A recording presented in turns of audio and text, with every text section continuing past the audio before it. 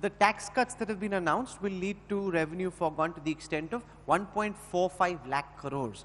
That's serious money, about 0.7 of the GDP, taking the fiscal deficit up to 4%. Where is this money going to come from? What's the government's plan? How will this tax cut be financed? I hope you're not surprised to know that we've done lots of detailed sums on it. And the fact is that this will and can come from two sources. One, of course, is the buoyancy of the growth itself, which means that, the growth factor, because in the past our tax buoyancy has been very good, and therefore both your indirect and direct tax revenues collected will go up with the growth. And also the Laffer curve will work, which is basically that once you lower the growth rate, tax rate, you get more. That's the first source, and which can be quite robust. The second one, of course, is non-tax revenues. And we have in Niti Aayog and otherwise in the North Block done the sums that this investment can yield to you an extra, the target is 1 lakh crores, this budget itself. In this year itself? That's the budget target. That's the budget target. And you know that there are 24 public sector companies which the cabinet has approved to be disinvested. Now, if you only take those into consideration and you actually are able to disinvest, complete that disinvestment taken 2 years ago almost. And that's the process that you need to now focus on, and there's a strong focus on that.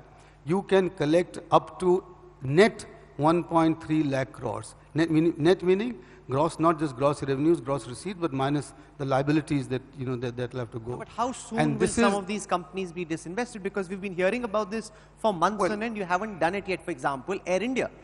You see, Air India is not one of the 24. Sure. So let's not talk about that. It's a separate case altogether. These are 24, and I don't remember all the names, and neither do I need to reveal them. But the thing is that this is where, I'm sure you will see a huge amount of focus in the coming days by the government, in the Ministry of Finance, in DIPAM, to get this over. Niti is inherently involved in that.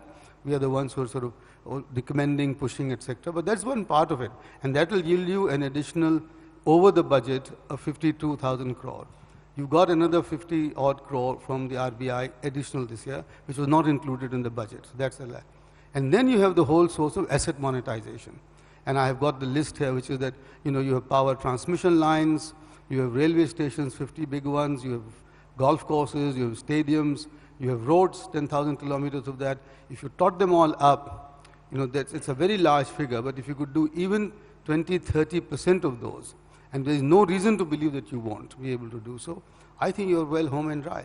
And so this whole fiscal deficit issue, I don't think we will leave a gaping hole there, because the Prime Minister is committed to this, and that is why we have done the sums. You think there'll be no hole at all, or there'll be some hole? There will be some, but which will be very marginal. And as far as I'm concerned, I have gone public many, many times that I'm not a fiscal hawk. And everybody, even including the rating agency, will accept something of a minor slippage if the growth picks up and the momentum carries on. Okay, so you're speaking of growth. I want to show data on the back of the screen on where we are at when it comes to growth at this moment. And I want to understand from you, Dr. Kumar, where you believe this year will end when it comes to India's growth numbers. We're at 5%, which is deeply embarrassing. We are closer to the Hindu rate of growth than the double-digit rate of growth that you projected or promised when you won power, or your party won, or the BJP won power. Where do you think growth will go in the next quarter? And there it is. It just makes for very, very embarrassing reading. Just keeps slipping down and down. So are we going to go down further? This graph is, by the way, etched in one's mind. So I mean, only to.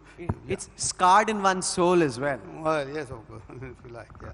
But I think we've bottomed out with this. We had a day before, we had what we call the economist huddle, where we had about 35 good economists coming there, and general consensus was that we have now bottomed out in the second quarter, which looked very bad at one stage, but now the IIP numbers, etc., are out. I think it will be higher than the first quarter, and then the second half will be far more robust. So what I think we will get, I think we will clearly beat the OECD latest division, which is below 6. We will achieve more than 6, and about, I think, closer to 6.5. So that the second quarter will be surely above 7, nearer 7.5.